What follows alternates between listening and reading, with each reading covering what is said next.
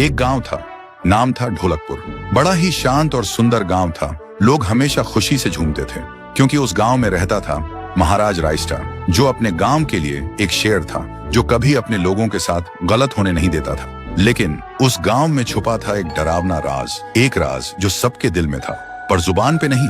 गांव के बीच एक सूखा हुआ पेड़ था जिसे लोग कहते थे श्रापित पेड़। ना कोई उसके पास जाता, ना कोई उससे आंख मिलाता। हर पूर्णिमा के अगले दिन उस पेड़ के नीचे एक लाश मिलती थी।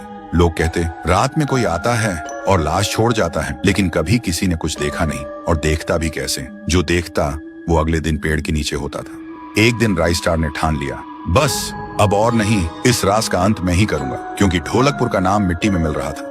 फिर एक पूर्णिमा की रात रायस्टार चुपके से जाकर पेड़ के पास बैठ गया। रात के 2 बजे एक आवाज आई, थुंग थुंग थुंग थुंग थुंग थुंग थुंग थुंग थुंग सहूर।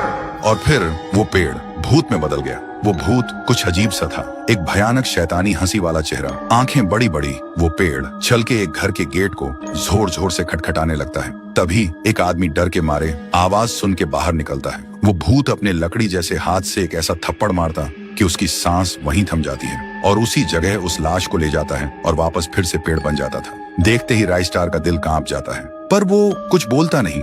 सुबह लोग भीड़ में जमा हुए और रायस्टार ने पहली बार उस पेड़ से बात करने की कोशिश की। पेड़ के अंदर से एक आवाज निकली, क्या तुम सब भूल गए मुझे? रायस्टार बोलता है, तू कौन है? पेड़ बोलता है, मैं हूँ ठुन ठुन ठुन साहुर। एक वक्त था जब मैं भी इस गांव का एक प्यारा सा बच्चा था, लेकिन 100 साल पहले मुझे इसी पेड़ से रस्सी बांधकर उल्टा लटका दिया गया, गांव वालों की आंखों के सामने, और मेरी मौत को तमाशा बना दिया गया, सिर्फ इसलिए क्योंकि मैंने एक राज देख लिया था जो लोग छुपाना चाहते थे।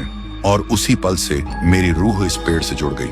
उस दिन से मैं इंसान नहीं, एक सज्जा बन गया, और हर पूर्णिमा में एक राजदार को चुनता हूँ और फिर उसे उसकी खामोशी का हिसाब देता हूँ। रायस्टार बोलता है, लेकिन अब तो वो लोग मर चुके हैं ना, जो तेरा कसूरवार थे। अब तू मासूम लोगों को क्यों मार रहा है? पेड़ कुछ देर चुप रहता है, फिर बोलता है, ठीक है, बस एक बार मुझे याद करो, एक दिया जला दो, फिर मैं कभी किसी को नहीं मारूंगा। फिर रात में सब लोग आते हैं, एक एक दिया जलाते हैं, और तभी पेड़ अपने आप से आग पकड़ लेता है, और आखिर में मुक्ति मिलती ठुन ठुन ठुन साहुर को। उस दिन के बाद गांव में कभी कोई लाश नहीं मिली। हर पूर्णिमा में लोग एक दिया जलाकर उसकी यादों को जिंदा रखते हैं, क्योंकि अगर भूल गए तो सपने में एक आवाज सुनाई देती थी, थुंग थुंग थुंग थुंग थुंग थुंग थुंग थुंग थुंग सहूर।